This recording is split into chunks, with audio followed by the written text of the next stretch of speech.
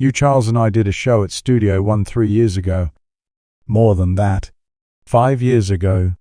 Before you were even supposed to do it. My name is Alvin Ailey. I'm a choreographer. I build movement, and in movement I go looking for the truth. Being born black in a country wired with prejudice is already a daily fight. Living openly as black and gay under those same stares turns that fight into something brutal. In a world where skin color and sexuality are both used as reasons to exclude, the path to real freedom for black gay celebrities feels less like a red carpet and more like a trap. The second their private life is dragged into the light is often the same moment everything starts to vanish: careers, reputations, families, friends, even the chance to reach the heights they were clearly meant for. Tonight we open a file cabinet that should never have been closed. Inside are 21 names. 21 black artists who made history and were destroyed simply for being honest about who they were. These weren't fringe figures. They were beloved, cheered, copied, studied. And yet they were slowly pushed to the edge by the very systems and communities that once claimed to love them, punished for a part of their identity. They never had the power to change. The 21 stories you're about to hear are proof of how vicious prejudice can be and how much black celebrities can lose when the truth about their sexuality becomes a weapon. We start at case file number 21. 21. Glenn Burke, the baseball legend, erased for telling the truth. On paper, Glenn Burke should have retired a hero. A hard-hitting outfielder for the Los Angeles Dodgers, known for sharp swings, fearless base running, and a locker room energy that lit up every dugout he walked into. To his teammates, he was a rising star. To Major League Baseball, he was supposed to be the future. Then the truth about his sexuality stopped being a quiet rumor and became a fact he refused to hide. In 1980, Glenn Burke did something almost unthinkable for a black athlete at that time. He talked openly about being gay in Inside Sports magazine. He believed honesty would set him free. Instead, it made him a target. In a clubhouse culture built on macho bravado, his courage was treated like betrayal. Some Dodgers players started keeping their distance. Others pushed for him to be pushed out entirely. The jokes weren't harmless. The stares weren't subtle. The isolation grew loud. Burke looked for a fresh start with the Oakland Athletics. What he found was worse. Manager Billy Martin didn't just ignore his talent. He reportedly mocked him in front of teammates, spitting out slurs instead of feedback. The message was clear. Glenn Burke wasn't just unwanted, he was unwelcome. Offers dried up. Then they stopped altogether. Without an official ban on paper, Burke was effectively blacklisted. No team would sign him. The league that once wanted his bat now wanted him gone. His income disappeared. The stadium lights went off. San Francisco became his hiding place. Not the glamorous city tourists knew, just a series of cheap rooms, odd jobs, and days blurred by depression. To cope, Glenn turned to drugs. It wasn't about partying anymore. It was about numbing. Every hit was a way to quiet the memory of the man he used to be. In 1994, doctors gave him another blow, an HIV diagnosis. The stigma around AIDS, especially tied to gay men, turned what little support he had into almost nothing. Some family members stepped away. Medical care was thin. Bills piled up. His body weakened and his world shrank to the size of a few square feet. When Glenn Burke died in 1995, Major League Baseball didn't stop. Games were played. Stats were logged. History moved on. The sport rarely spoke his name. Most people had no idea that the casual high five they threw up in every ballpark was a gesture Glenn helped make famous. The league didn't take his life, but it took away the stage where that life once meant something. 20. Bayard Rustin, the architect of a movement discarded for being gay. File 20 doesn't belong to a singer or an actor. It belongs to a strategist, the man behind one of the most important days in American civil rights history. Bayard Rustin was the mind that mapped the 1963 March on Washington. He chose the routes, coordinated the buses, trained the volunteers, and kept the entire operation from collapsing under its own weight. Without Bayard, the image of hundreds of thousands gathered peacefully in front of the Lincoln Memorial, the stage where Dr. King delivered, "I have a dream," might never have existed. But even heroes can be erased when their truth collides with fear. In 1953, Bayard Rustin was arrested in Pasadena after being caught in a parked car with another man. It was a personal moment turned into public ammunition. The FBI pounced. They didn't just file the arrest, they weaponized it. His sexuality became a tool to undercut not only him, but the entire civil rights movement. Whisper campaigns followed him from city to city. Yet what cut deepest didn't come from the government. It came from inside. Some conservative leaders in black churches and organizations saw Bayard's life as a liability.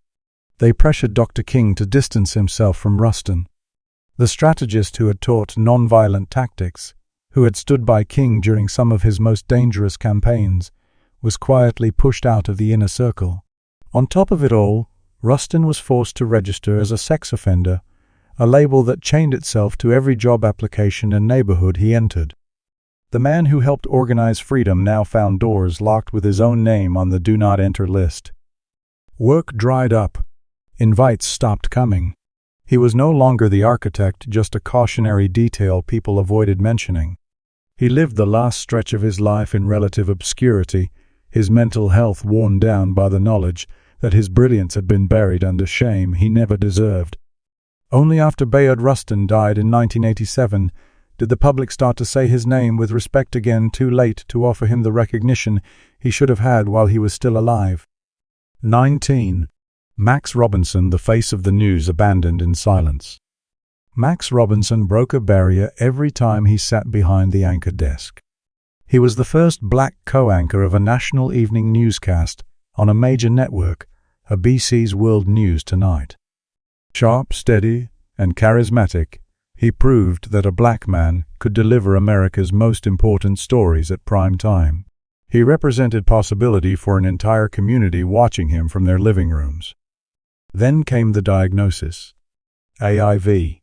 In the late 1980, those three letters carried more than medical meaning. They carried stigma, fear, and a ready-made narrative about how someone must have lived. Tabloids pounced. They didn't just report that Max was sick, they framed his illness as punishment, twisting his sexuality into a moral headline. Suddenly, America's trusted anchor became a talking point. Behind closed doors, BC executives worried about ratings, advertisers, and backlash from conservative viewers. On paper, it was business. In reality, it was exile. Max Robinson's contract was quietly ended. The man who had once been the network's proud symbol of inclusion was now seen as a risk they didn't want to manage. Losing the job meant losing income, influence, and the daily routine that had anchored his life. As the calls stopped, something else happened too. His support system collapsed. Family members who had once stood beside him began to pull away, fearful of the stigma surrounding AIDS and the gossip attached to his sexuality. Max Robinson, the face once broadcast to millions, was now living in a small apartment in Washington, D.C., counting pills instead of scripts. Medical bills stacked up. Care was limited. In 1988, he died in a public hospital. No studio tribute could erase what had happened.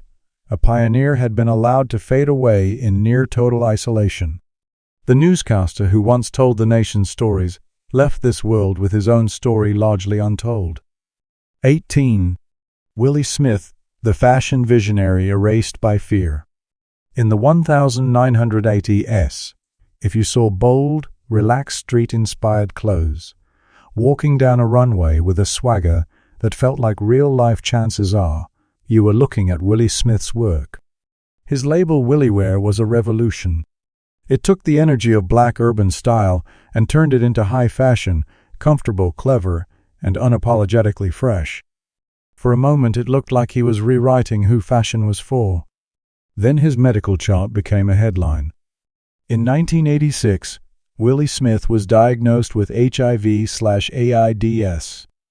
News of his hospitalization leaked, and the whispers started not just about his health, but about his sexuality. In an industry that liked to pretend it was progressive but still listened closely to conservative buyers and scared investors, Willie's truth became dangerous. Articles didn't just mention AIDS, they tied it to scandal, turning his private life into an easy target. Investors began to vanish. Retail partners hesitated. Brands that once fought to collaborate with Willyware suddenly acted like returning a call was too risky. Within months, the everyday machine that kept his company running, capital orders, contracts, collapsed. Willyware filed for bankruptcy. The man who had dressed thousands was left scrambling to cover his basics. Friends helped where they could, but the high-gloss fashion world that had once celebrated his name moved on without looking back. Without strong insurance, Willie Smith's battle with illness played out in public hospitals, not private clinics. He died in 1987, far from the runways he had once dominated. For years, fashion treated his contributions like a footnote, his legacy buried under the stigma that followed both his diagnosis and his love life. 17. Sylvester, the disco star who danced into the dark alone. Case File 17 belongs to a voice that could fill a club in seconds. Sylvester James, known simply as Sylvester, turned dance floors into sanctuaries with songs like You Make Me Feel Mighty Real. His falsetto soared, his sequins blazed, and his presence told queer black kids everywhere you can be exactly who you are. He didn't hide his sexuality. He didn't tone down his drag. He turned both into art. For a while, the world danced with him. But when word spread in 1987 that Sylvester was living with HIV/AIDS, the music stopped in all the places that had once paid him. Radio programmers, especially in conservative markets, quietly dropped his records. Some called him sinful. Some simply labeled him bad for business. Fantasy Records, the label that had pressed his hits, distanced itself. Big venues closed their doors. From international tours, Sylvester was pushed back into small clubs in San Francisco, rooms filled with people who still loved him but couldn't change the reality of shrinking paychecks and growing medical bills. To keep up with treatment, he sold his home.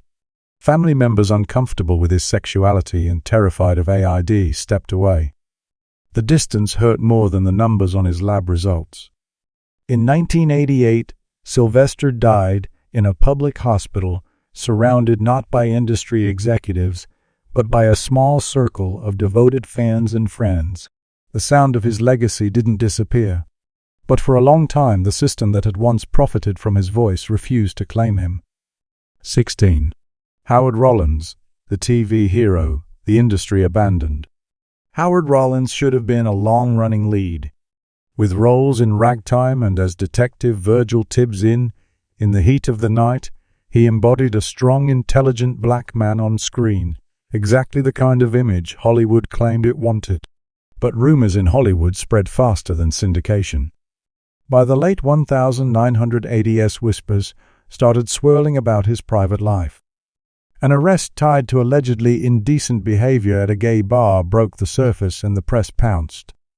Suddenly, interviews weren't about his performances. They were about his sexuality. Then, in 1996, another truth surfaced: Howard Rollins was living with HIV/AIDS. Producers and networks, already nervous, acted as if the diagnosis confirmed their worst fears. Contracts vanished. His role on In the Heat of the Night, which had earned him award recognition, was cut loose. The same industry that once framed him as a symbol of strength now treated him like a liability. Faced with relentless scrutiny and no work, Rollins turned to alcohol and drugs. Not as headlines, but as survival tools. Without steady acting income, he mortgaged his home and sold belongings just to keep going.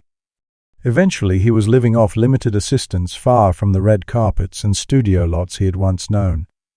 In 1996, Howard Rollins died in a public hospital. No grand memorial. No industry-wide tribute. Just another file closed on a man whose only crime was existing outside the narrow box Hollywood built for black leading men. 15. Marlon Riggs, the filmmaker, punished for telling the truth out loud. Marlon Riggs didn't just tell stories, he opened wounds. With his 1,989 documentary Tongues Untied, he put the lives of black gay men on screen without apology.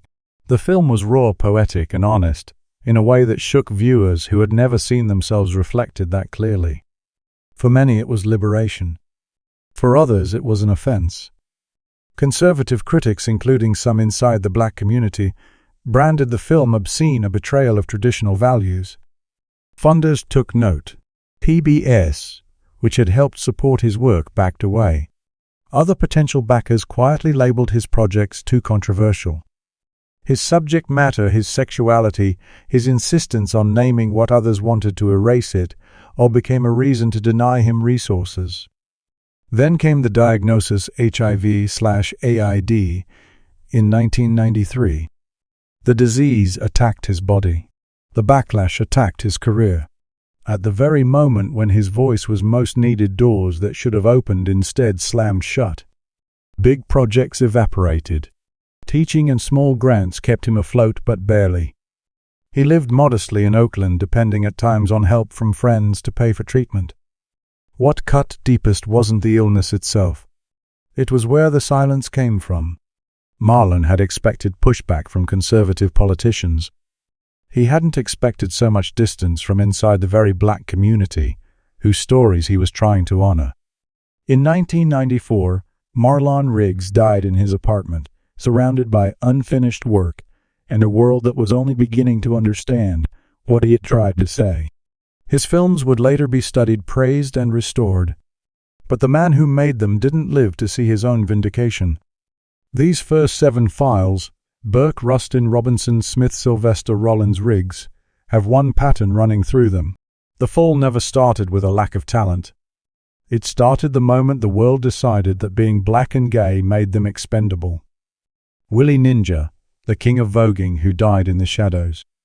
In the underground ballrooms of New York, before the mainstream ever tried to imitate their moves, there was one name people spoke like a spell: Willie Ninja.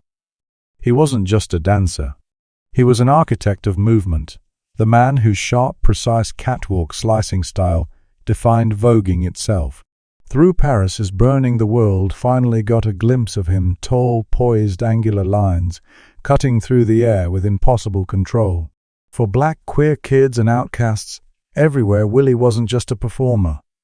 He was proof that grace and power could exist in the same body, even when the world refused to see either. But visibility comes with a cost. After the documentary, Willie's sexuality and ballroom life were no longer whispered truths. They were on tape, catalogued, replayed. He didn't flinch from it.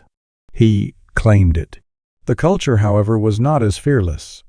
Some outside the ballroom scene saw his openness as an offense instead of a revolution. And when, in 2005, word spread that Willie was living with HIV/AIDS, the stigma that had been circling suddenly tightened around him. Fashion houses that once loved borrowing his style and his models began to quietly drift away. A few designers, it was said, dropped him from projects, unsure how his diagnosis would play with conservative clients. Even inside spaces that were supposed to be safe, bias around HIV quietly reared its head. Contracts dried up. Teaching gigs replaced runway work. To cover medical bills, Willie sold his Harlem apartment. He kept going anyway. Weaker, thinner, but still drilling students in mirrors, still shaping new generations, while his own health slipped away. In 2006, Willie Ninja died in a public hospital far from the camera lights he had once commanded. The moves he created survived. They traveled to pop videos, award shows, global stages. Audiences screamed for voguing long after the man who perfected it was gone. But for years his name was left out of the credits. 13. Alvin Ailey, the dance giant brought down alone. Alvin Ailey didn't just choreograph dances. He choreographed survival. With the Alvin Ailey American Dance Theater, he carved out a space where black bodies on stage were not just allowed but celebrated. Works like Revelations stitched together spiritual struggle and joy into something that audiences felt in their bones. He built a company that became a lifeline for generations of black dancers who had been told there was no place for them at the center of the stage. But the man behind the legacy was carrying a secret that the Times refused to treat with compassion. In the late 1980s, Alvin Ailey was diagnosed with AIDS. In an era when fear and moral panic ran faster than facts, his illness wasn't treated as a medical condition. It was framed as consequence. Whispers about his sexuality and health circulated in arts circles, sometimes louder than conversations about his work. Funding, already hard-won for a black-led company, grew unstable. Some sponsors pulled back. Others hesitated. The company he had built from nothing teetered, forced to fight, not only for artistic survival, but financial survival. Meanwhile, Alvin's own body was losing the same fight.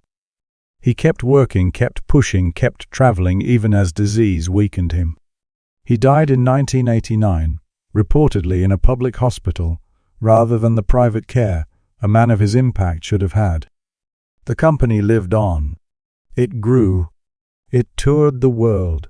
But for a long time the story of its founder's final years was told in a whisper, stripped of the full truth about what it meant to be black, gay, brilliant and punished, for all three at once.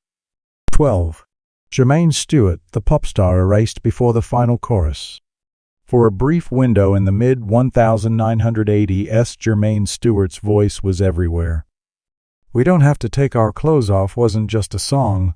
It was a statement, joyous, playful, and strangely earnest in a music landscape obsessed with excess. Jermaine danced across TV stages in sharp suits and bright smiles, the kind of presence that made a room feel lighter. Then, as the decade turned, the tone around him shifted. In the mid-1990s, news broke that Jermaine was living with HIV/AIDS. Almost instantly, his sexuality became a headline. Not in a gentle, understanding way, but as ammunition. Radio programmers, especially on pop-heavy and mainstream stations, began quietly removing his songs from rotation. Labels that once centered him in their marketing pushed him to the margins, afraid of backlash in a culture that treated AIDS as a character flaw instead of an illness. Arista Records eventually cancelled his contract. Concert offers evaporated. From chart-topping stages, Jermaine found himself singing in small bars and clubs, working show to show, trying to keep both his music and his dignity alive. Money grew thin. Medical costs grew heavy. Pieces of his old life were sold off just to stay afloat. Families strained by stigma and fear began to pull away. The man who had once made the world dance now faced his fight largely alone. In 1997, Jermaine Stewart died in poverty. Even his burial became a struggle, with reports that relatives initially refused to cover his funeral or headstone. For years his name drifted in and out of nostalgic playlists, the story of how he left this world rarely mentioned alongside the hook everyone still remembered. 11. Keith Barrow, a disco promise, cut off in silence. Keith Barrow had the kind of voice that seemed built for the era he was born into, big, soulful, perfectly suited for the drama and joy of disco. With songs like Turn Me Loose, he stood on the edge of a breakthrough, his performances full of energy, charm, and a sense that there was so much more to come. Then his personal life became a target. In the early 1980s, whispers about Keith's relationships in New York's gay community turned into open talk. Not long after, he was diagnosed with AIDS. Within a scene already under attack, and a culture that linked disco sexuality and sin, in the same breath Keith went from rising star to risk. Columbia Records decided he was a liability. Contracts vanished. Tours stopped. He moved from big stages to small clubs rooms, with dim lights and low pay, where his voice still soared, but the world had stopped listening. As his illness progressed, money disappeared. He sold what he had to pay for treatment. Nights grew longer. His Harlem rental became less a home and more a holding place between hospital visits.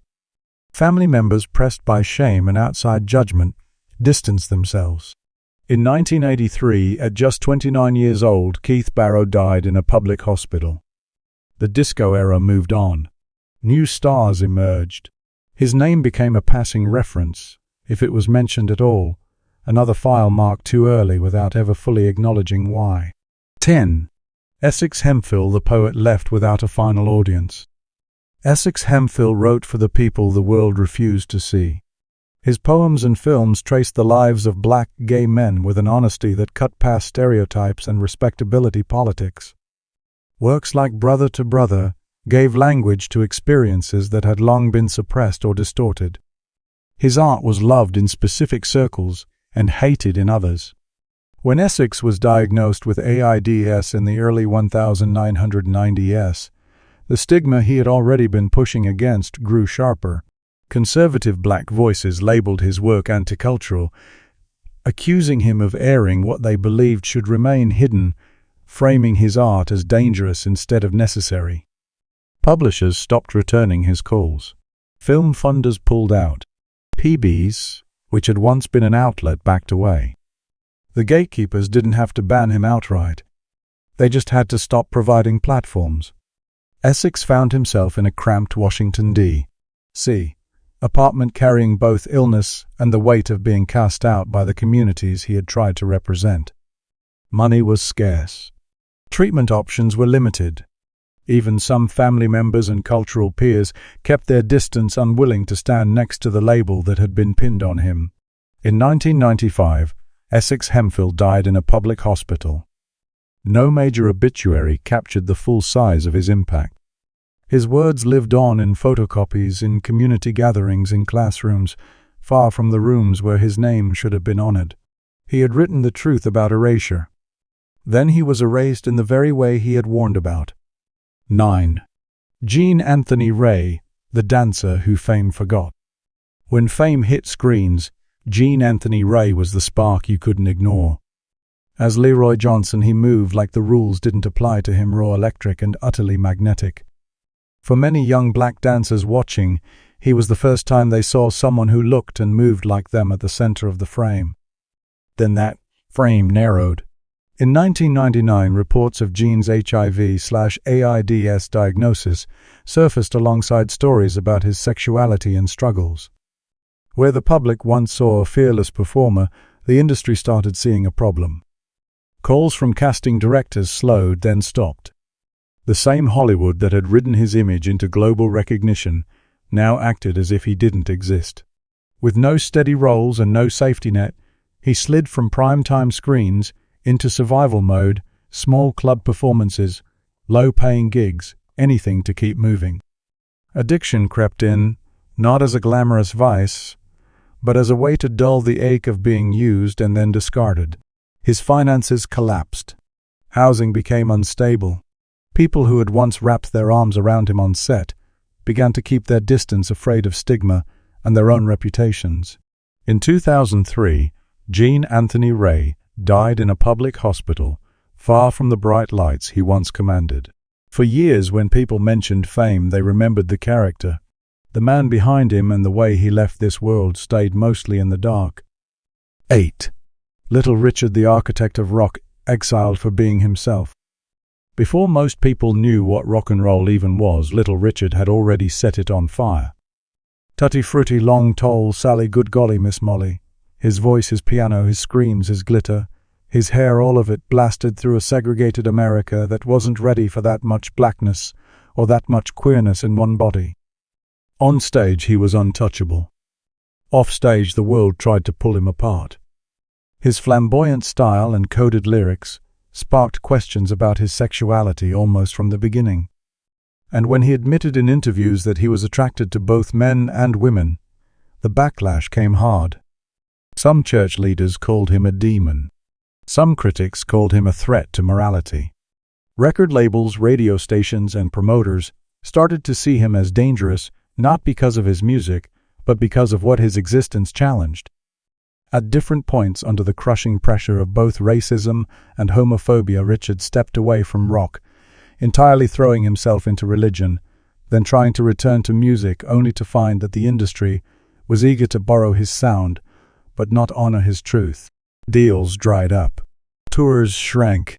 The man who helped invent the sound of an era spent long stretches of his life struggling with finances, identity, and the feeling that he had been asked to disappear from the empire he helped build. In his later years, he lived much more quietly than the world he once created for others, the full complexity of his sexuality and suffering often smoothed over in public tributes. Little Richard didn't just lose opportunities. He lost the right to be fully himself in the spotlight he had earned. These lives do not connect by coincidence.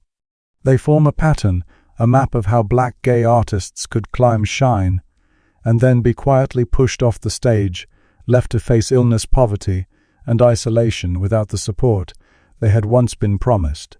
And we're not done. 7. Ron Simmons, the manager who stood up for others and died with no one standing beside him. On the business side of the stage, Ron Simmons was the one artist called when they needed things fixed.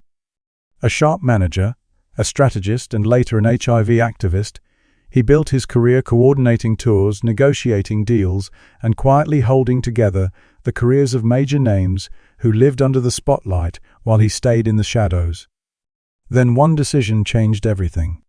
In 1995, at a conference meant to educate and protect, Ron chose to do the one thing most people in his position were too afraid to risk. He publicly disclosed that he was living with HIV.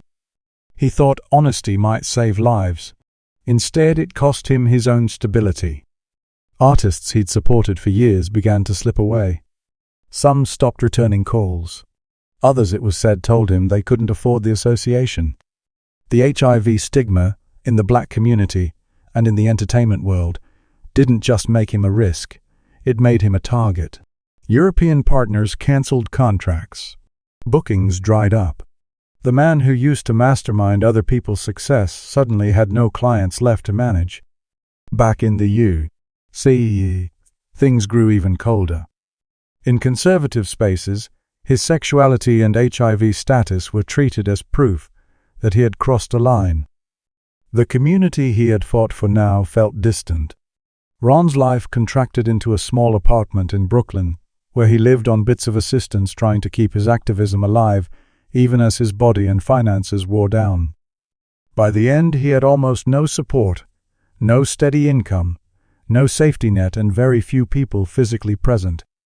The man who had once used his position to advocate for others died largely on the margins of the same culture he tried to protect. 6. Paul Winfield, the leading man Hollywood left to fade. Paul Winfield had the kind of presence that made a room go quiet. From Sounder to the Terminator, he brought a grounded intensity to every role, the kind of performance that made critics reach for words like commanding and iconic. An Oscar nomination confirmed what audiences already knew: Paul Winfield was built for the front of the frame. But Hollywood loves its myths, especially about what a black leading man is allowed to be. In 2000, tabloids began reporting that Paul was living with AIDS. Rumors about his sexuality, long kept at a distance, surged to the front of the narrative. Overnight, the industry that had once embraced him began to step back. Casting directors hesitated. Producers worried aloud about image and marketability. For a black actor, carrying both the label of gay and the weight of an AIDS diagnosis was treated as too much for Hollywood's narrow idea of masculinity. Scripts stopped coming. Meetings dried up. With work disappearing, Paul's resources thinned out. Behind closed doors, he sold what he could to keep up with treatment and living expenses. Old colleagues who had laughed with him on set grew scarce. He spent his last years quietly, far from the big roles and bright lights that had once defined his name. When he died in 2004, in a hospital room, it was not with the fanfare a trailblazer deserves, but with a kind of quiet that felt out of proportion to the impact he'd had on screen. The industry kept his performances. It rarely talked about the cost he paid for existing outside its comfort zone. 5. Billy Preston, the keyboard genius the industry stepped away from. Billy Preston's fingerprints are all over music history. He played keys for the Beatles, toured with the Rolling Stones, and carved out his own legacy with hits that carried his signature groove. When he sat at an organ, entire arenas followed his hands. But genius doesn't protect you from stigma. In the early 1990s, Billy's private life stopped being private. An arrest at a gay bar in Los Angeles turned the spotlight from his music to his sexuality. Soon after, he was diagnosed with AIDS. The backlash was swift. Bands he'd worked with for years quietly cut ties, afraid of the headlines that might follow. Promoters stopped booking him. Radio stations gradually eased his songs off the air. The man who used to fill stadiums now had to fight to get any stage at all. Without touring or major studio work, Billy's income collapsed. He sold his home, then moved into smaller and smaller spaces. Medical bills rose. Addiction crept in at the edges as a way to blunt the isolation and shame. The church that had shaped his earliest music and parts of his family circle struggled to accept his truth. Some turned away entirely.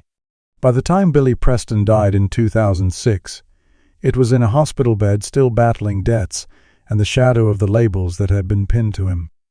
The same industry that had once relied on his sound let him disappear in near silence. 4. Storm de la Verre, the drag king who went from headliner to bouncer. Storm de la Verre was the kind of performer people didn't forget. On stage in the 1950s, with the Jewel Box Revue, she blurred the line between masculine and feminine with a swagger that made audiences question everything they thought they knew. As a drag king, she stepped into suits and stages that weren't built for someone like her and owned them. But the more visible she became, the more law enforcement and moral crusaders targeted the spaces she lived in. After being publicly outed as a lesbian following a raid at a famous New York bar, Storm's life shifted. Clubs that had once paid her to headline now started to worry about police scrutiny and morality laws. Anti-drag crackdowns made it harder and harder for her to legally exist as herself on stage. Owners called her too risky. Work dried up. Bit by bit, the spotlight that had once followed her narrowed to the doorways she guarded as a bouncer. Instead of stepping into center stage, she stood at the edge, protecting queer spaces from the same kind of harassment that had cost her her own career. The nights grew longer. The money grew thinner. Storm spent years moving through bars and small venues, a legend to those who knew, invisible to those who didn't. By the time she died in 2014, much of the world was only just beginning to acknowledge how much she had done, not just for entertainment, but for queer resistance itself. The system had pushed her to the margins, and she spent her last decades guarding the margins so others could step inside. 3. Francois Clemens, the friendly officer who had to hide in plain sight. To millions of children, Francois Clemens was Officer Clemens, the gentle policeman who shared songs and kindness on Mr. Rogers' Neighborhood. He broke ground as one of the first recurring black characters on a mainstream children's show, and his presence told countless kids that someone who looked like them belonged in that safe, brightly lit world. Behind the scenes, his reality was far more complicated. In 1969, after an arrest at a Pittsburgh gay bar, rumors about Francois's sexuality began to ripple through the show's crew and the wider community. Fred Rogers, who cared deeply about the show's image and its young audience, is said to have asked Francois to keep his sexuality invisible to protect the program. It was framed as practical. For Francois, it felt like erasure. The fallout moved slowly but surely. Casting directors beyond the show hesitated to offer him major roles. Opera companies that might have showcased his voice grew wary, worried how a gay black man's presence would play with conservative donors and audiences. He kept his role on Mr. Rogers' Neighborhood for years in a limited capacity, and later turned more heavily to teaching and church music to survive. He was not expelled from the industry in a single dramatic moment. He was gradually pushed into smaller, safer spaces, where most of his gifts were kept out of public view. For a long time, Francois lived with the knowledge that he had helped build something gentle and good for children, while he himself was never allowed to be fully seen inside it. 2. Billy Strayhorn, the genius in the shadows of another man's name. Every time a big band slides into Take the A-Train, they're walking on Billy Strayhorn's tracks. As Duke Ellington's closest collaborator, Strayhorn wrote and arranged some of the most enduring pieces in jazz history. His fingerprints are all over the catalog, from melodies to harmonies, to the quiet structural choices that made those tunes timeless. But the marquee almost never carried his name. In mid-20th century jazz, especially among black musicians, public masculinity was policed just as tightly as race. Strayhorn's open life with a male partner in New York didn't fit the image that club owners, promoters, and even some peers wanted to present. Whispers about his sexuality followed him not as curiosity, but as a reason to keep him off the front of the stage. Producers and labels steered him away from a solo career. He remained tied to Ellington's orbit, not as an equal headliner, but as the quiet engine behind the throne. The tension between his talent and his lack of visibility wore on him. He drank heavily. Work and pressure piled up even as recognition lagged far behind. In 1967, Billy Strayhorn died, his name far less known than the music he had given the world. Only later did archives, interviews, and scholarship begin to restore the record, showing just how much of Ellington's sound came from the man the spotlight rarely found. For decades, he was proof that you could write the soundtrack of an era and still be treated as optional once your private life made people uncomfortable. 1. Gladys Bentley, the Harlem star forced to disguise herself.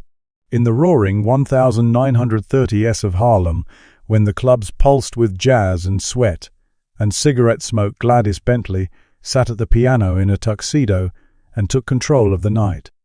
She sang blues with a growl, flirted openly with women in the audience, and turned every performance into a challenge to the rules that said how a black woman was supposed to look, act, and love.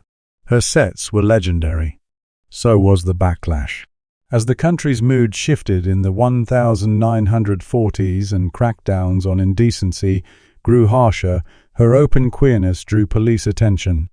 An arrest for homosexual behavior at a club gave the press exactly what they wanted, an excuse to paint her as a threat to public morals. Venues that had once fought to book her started banning her instead. Anti-drag and cross-dressing laws were used to push her out of the suits and swagger that had been her signature. Work disappeared.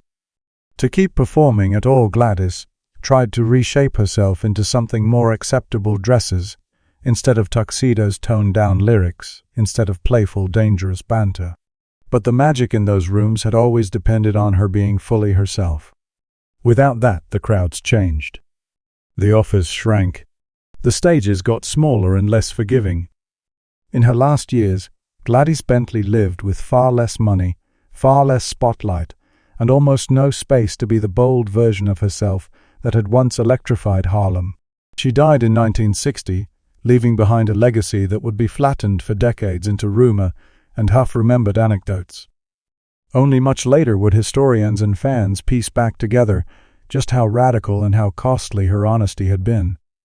These 21 lives, Glenn Burke Bayard, Rustin Max Robinson, Willie Smith Sylvester, Howard Rollins, Marlon Riggs, Willie Ninja Alvin, Ailey Jermaine Stewart, Keith Barrow Essex, Hemphill Gene Anthony Ray, Little Richard Ron Simmons, Paul Winfield, Billy Preston Storm, DeLavery Fran Ois Clemens, Billy Strayhorn and Gladys Bentley do not form a random list.